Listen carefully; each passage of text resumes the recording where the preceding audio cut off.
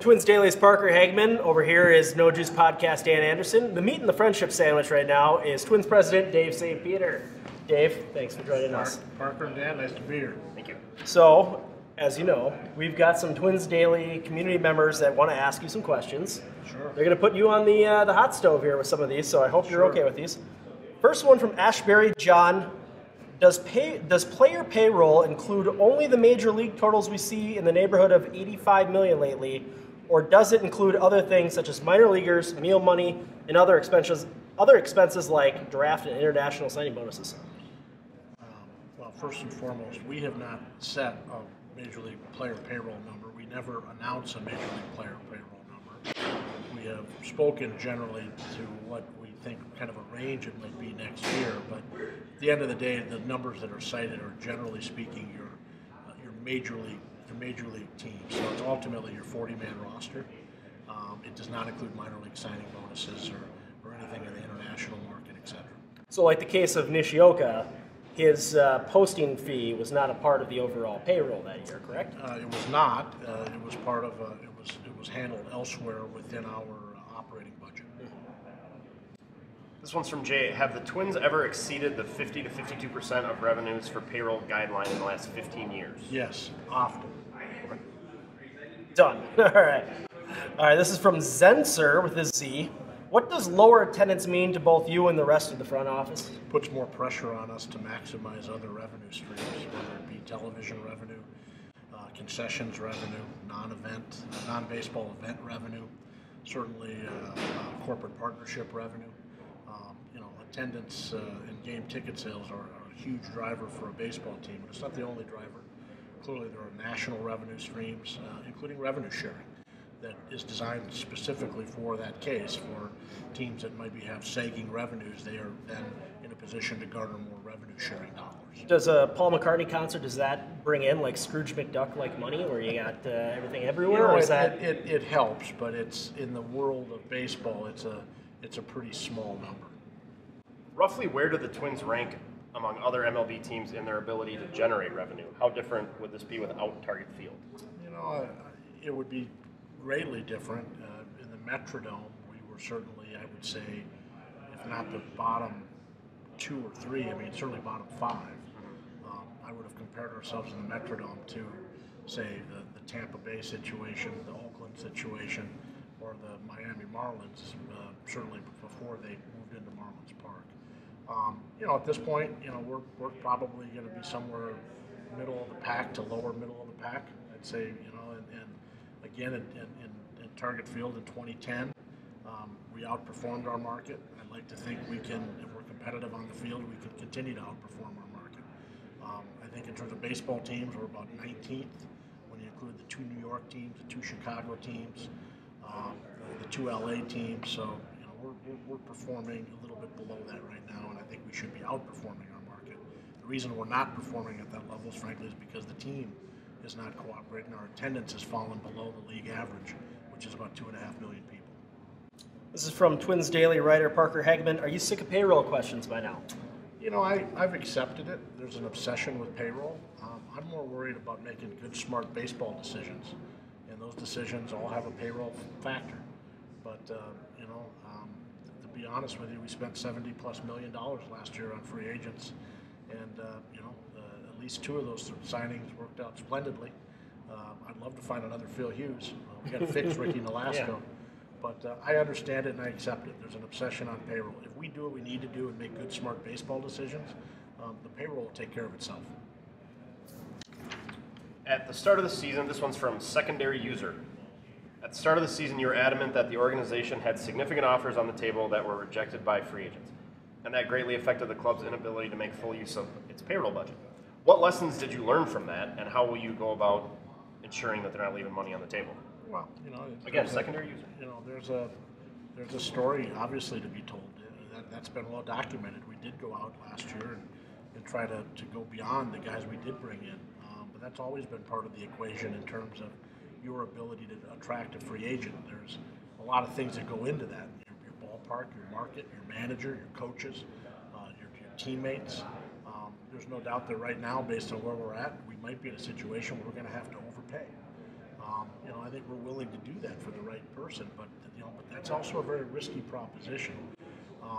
People that study free agent signings know far more than I the number of those signings that actually look good 2, 3, 4 years in. It's a small number, and that's the risk that you run relative to going that route. But are we willing to do that? Yeah, in the right situation. But there's certainly we've got work to do to continue to reestablish our credibility, not just in this market, but across the game. And I think as we do that, I think we like the fact that we have the ability to ultimately attract more free agents. But that, make no mistake, it takes two to get those deals done. Yeah. And all the money in the world isn't necessarily always the number one driver. What do you think keeps some of those guys from signing? Is it purely the record? You got. Again, I don't want to make this notion that we can't sign free agents. We signed, 3 or 4 of them last year. At the end of the day, I think for a player, Parker, they evaluate, again, the market. They might evaluate the climate. Some guys are maybe very concerned about pitching outdoors in Minnesota in April and May, or playing outdoors. They certainly evaluate the manager, the coaches, the front office. Their agent certainly has a fair amount of ability. So every situation is different. And when you pursue a free agent, you certainly look for assets that you have that could perhaps make a connection with that player, with that agent. And I think our story here long term, I'm very bullish on it because I do think this is a good market to play in. I do think we're trying to assemble a roster filled with players who are not only great competitors but great teammates.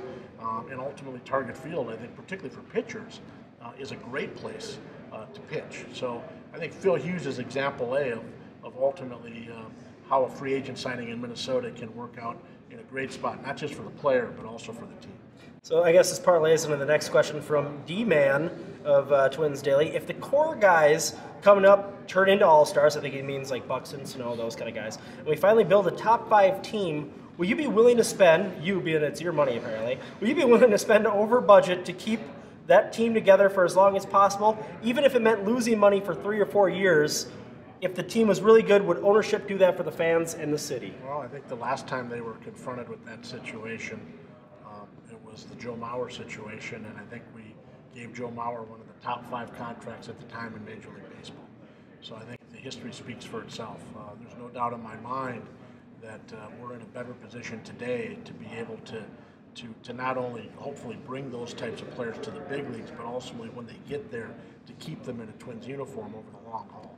Every situation is different, but I can assure you that our ownership would be committed to keeping those players that we work so hard to scout or sign and develop and bring to the big leagues. The last thing we want to do is lose players that we want to keep and see them go to other teams as a free agent. But I think he wants to know if you will spend your money. Well, I can assure you that if my money is on the table, we're going to have some challenges. Perfect. This one is from Jamie Dude 2. Do you do any reviews of the current advertising or marketing campaigns to see if the ideas or presentations are fresh and likable, or test marketing? Quote unquote, this is Twins territory has been around for a long time and seems like it could use some house cleaning. I guess that's an example of it. I loved that. We do a tremendous amount of research.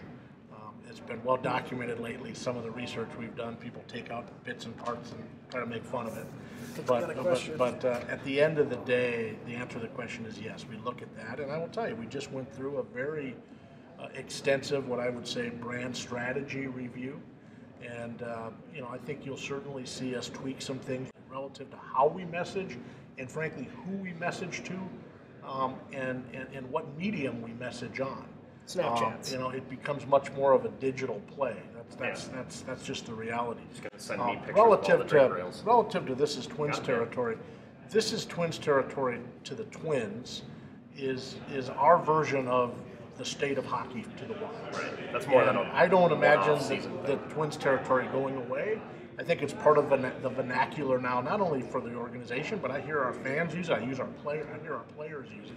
I think that's a good thing. But is it a campaign in and of itself? I don't think so. I think you'll see us evolve that. And I'm excited to see the results of what Periscope, our ad agency, delivers in terms of creative. Historically, their creative has been very, very good.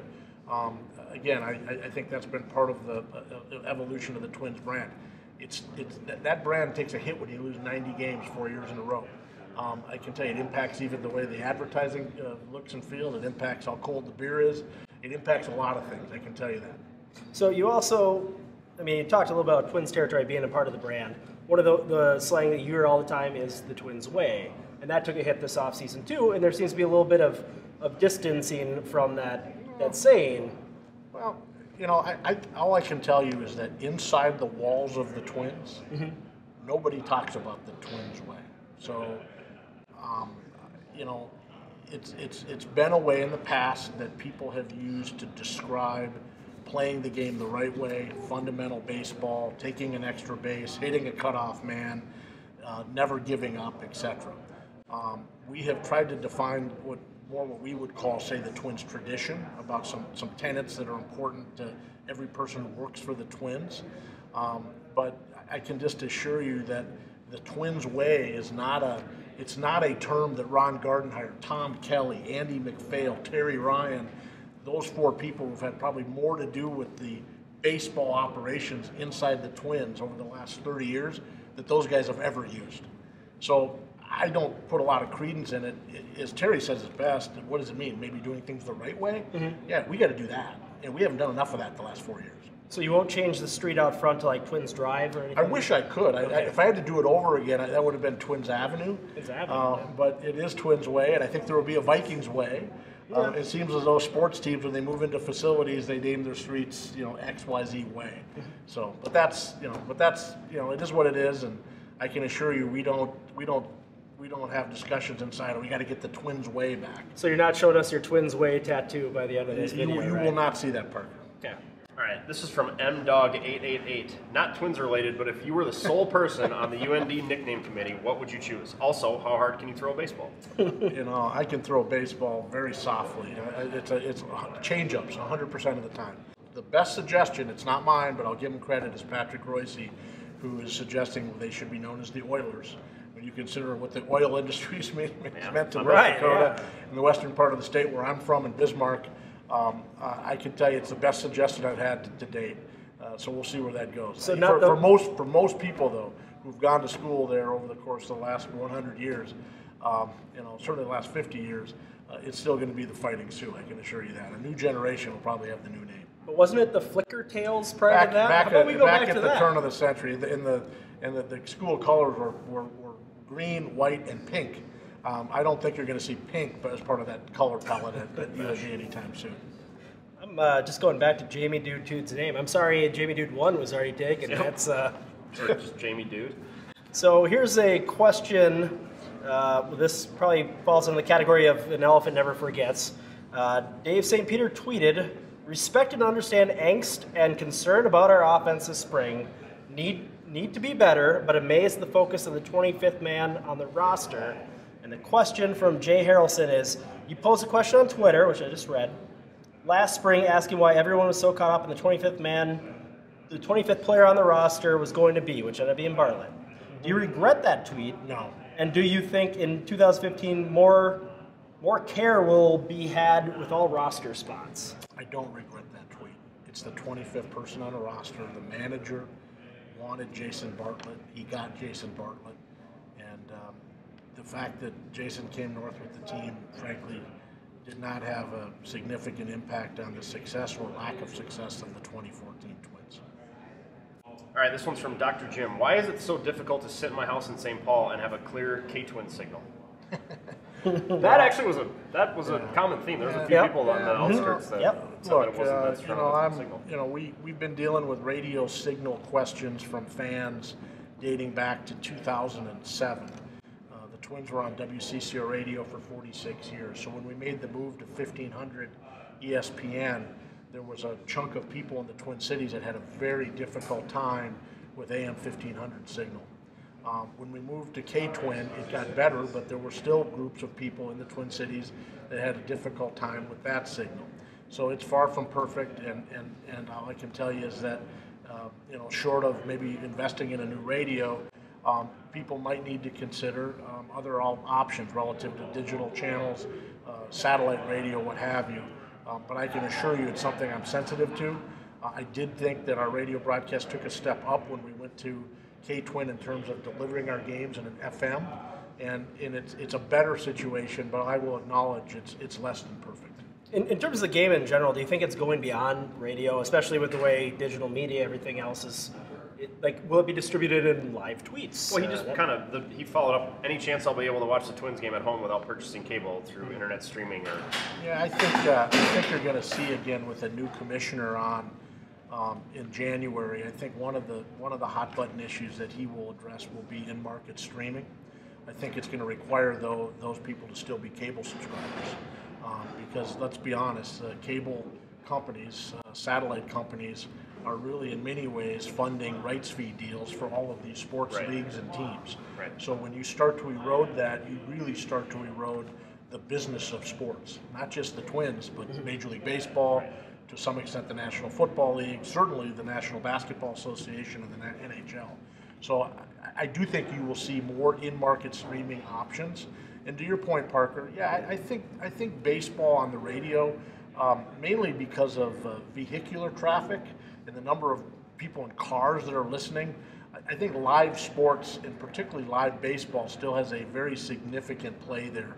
The radio listenership that we can track, even around our games, even in a depressed time frame now with 4 straight 90-loss seasons, the number of people, the cume, so to speak, that comes in this last year in April and May was still at a very high level.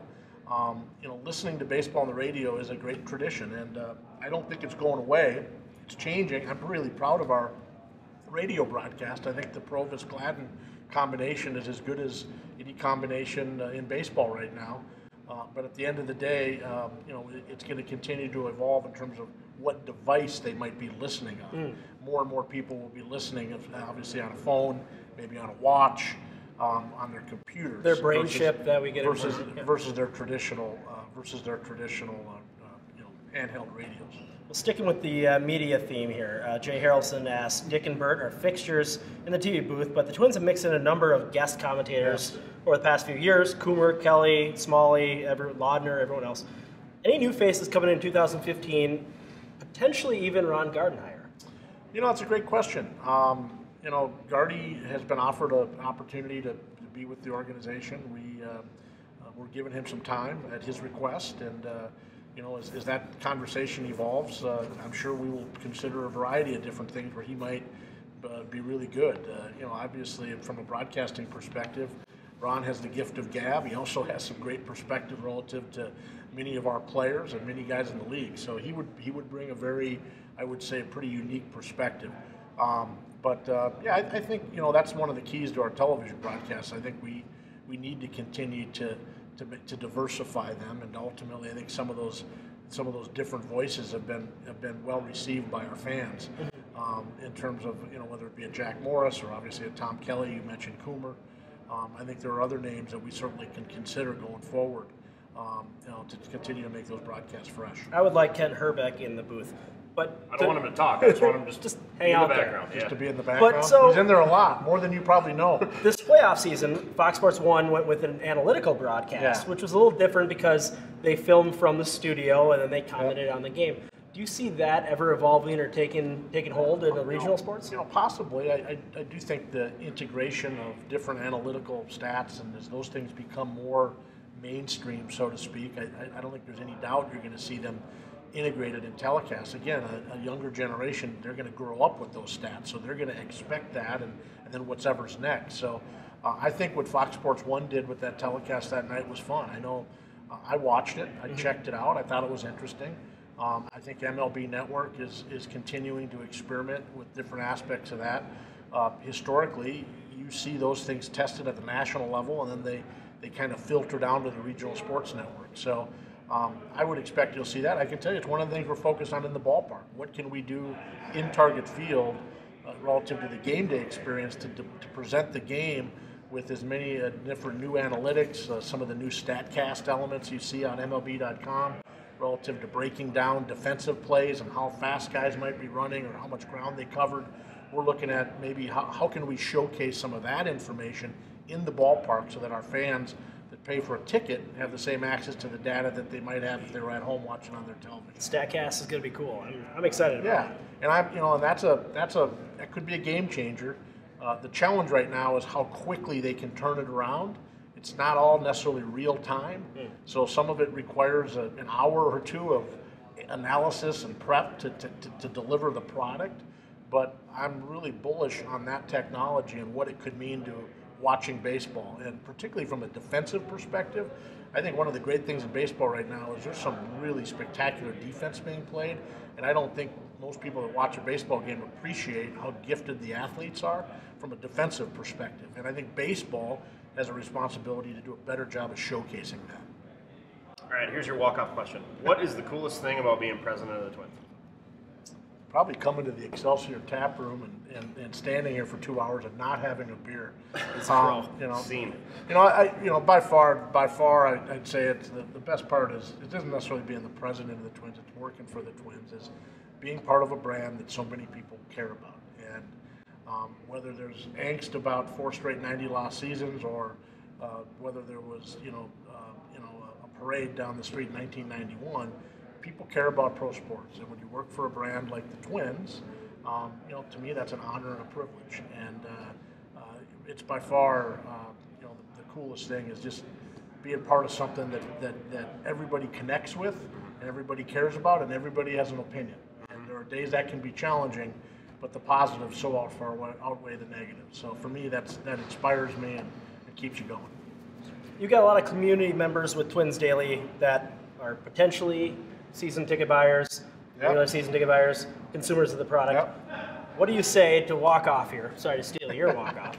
But what do you say to them to convince them next year is going to be better than the last? Well, I thought 2014 obviously didn't result in the number of wins, but we did make strides. There's no doubt that offensively we showed signs of being a very competitive team. I think the Santanas, the Vargases, the Arcias, certainly Gibson to some extent. I think you start to see that next wave. So clearly the key for us is going to be our ability to maximize the high-end players that are going to be coming out of our minor league system. We're going to need to supplement that with additional veteran players. Ultimately, we're going to need more out of the Mauers, out of the Nolascos of the world. But I don't think there's any reason why we can't be very competitive in 2015. And ultimately, based on when you start to look at our roster and start to look at even the rotation, I certainly believe that we have the makings of a contending team here in the relatively near future. So, it reminds me a bit of where we were in 2000, 2001. Talk is cheap. We got to get it done on the field, and ultimately we understand that. But I believe that the proverbial worm will turn, so to speak, and I think you'll see us make some strides. And ultimately, if we don't, you'll continue to see changes, because at the end of the day, we understand that losing 90 games is not. I can assure you, it's not conducive to good business, and it's ultimately not part of the Twins brand. Winning baseball games is ultimately part of our brand. Well, I know within the anger amongst the fan base, there is hope and there is optimism that there's going to be brighter days ahead. I mean, if the Kansas City Royals could do it, so can the Minnesota Twins. 29 long years in Kansas City. I would have told you 10 years ago that the Pirates and the Royals were in the playoffs. We have a lot of good things going in this franchise. It's clouded over because of the losses at the major league level. But the minor league system's in better shape than it's been in a long time. We have better facilities. Ultimately, I believe we have high quality people. We have an opportunity with a new manager to continue to move that ball forward, to continue to maybe refine the culture. But again, as I've said it before, talk is cheap. I get it from fans. They want to see us be active in the offseason. We will work to try to improve the roster. But at the end of the day, I believe we'll go to spring training with a team that's going to be very capable of surprising a lot of people next year. I said the same thing a year ago. I get that. I know I said it, but I'm saying it again, and I believe that. So, we ended up firing a manager this year, and that wasn't ultimately part of what I thought was going to be our plan. So, if we don't win next year, I can assure you there'll be more changes. I probably will be having one of these beers at the Excelsior tap room. That's Twins president Dave St. Peter. You can follow him on Twitter at TwinsPrez. Dan Anderson from the No Juice Podcast, Parker Hageman from Twins Daily. Thanks for watching.